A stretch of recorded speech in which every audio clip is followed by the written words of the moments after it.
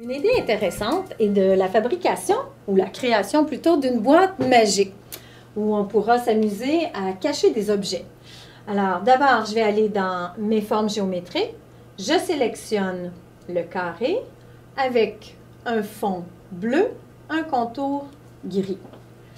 Je clique pour créer mon carré.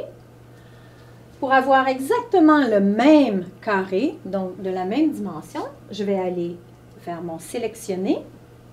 En cliquant sur cette forme, je vais aller dupliquer la forme. Je sais maintenant, j'ai exactement la même grandeur de forme. Pour joindre les deux formes ensemble, pour en faire une boîte en 3 dimensions, je retourne dans mes formes géométriques.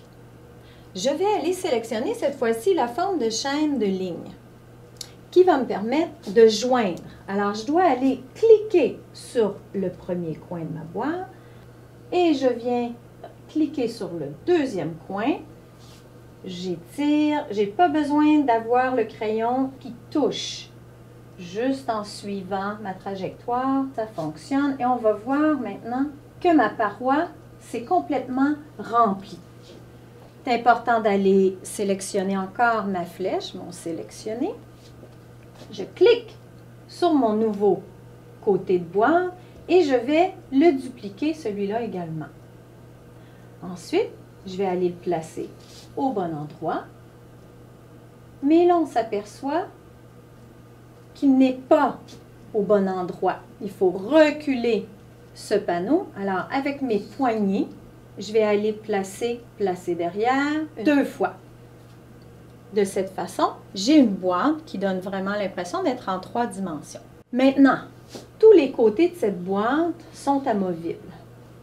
J'ai besoin de joindre, de grouper ces côtés. Alors, dans un premier temps, je sélectionne celle du dessus, j'enfonce la touche CTRL, je clique sur la deuxième, on voit que ça s'est agrandi et je viens grouper. Je peux maintenant voir que ces deux parties sont groupées. Je vais aller faire la même chose pour le panneau arrière. Maintenant, j'ai mon fond et mon dessus qui peuvent bouger indépendamment. Pour avoir vraiment l'effet d'une boîte, donc mon objet pourra entrer à l'intérieur, je dois pouvoir placer mes panneaux de façon à ce que celui-ci se retrouve en couche supérieure et l'autre en couche de fond. Par défaut, quand j'ai fait ma boîte, quand j'ai mis mes formes géométriques, par défaut, elles se sont installées dans la couche intermédiaire. Alors, ça va être important d'avoir mes couches au bon endroit. Par exemple, pour vous démontrer, si je place une nouvelle forme, on va voir qu'elle va par-dessus. Alors, je ne peux pas entrer à l'intérieur de ma boîte. Donc, je retourne dans mon navigateur et je vais aller placer mes formes au bon endroit. Alors, il y a la façon avec le navigateur où je peux aller déplacer ma forme. Cette forme-ci, je vais aller la placer en couche supérieure. Donc, mon panneau, ici, est maintenant sur le dessus. Alors, on voit maintenant que ma forme s'en va derrière mon panneau qui est maintenant en couche supérieure.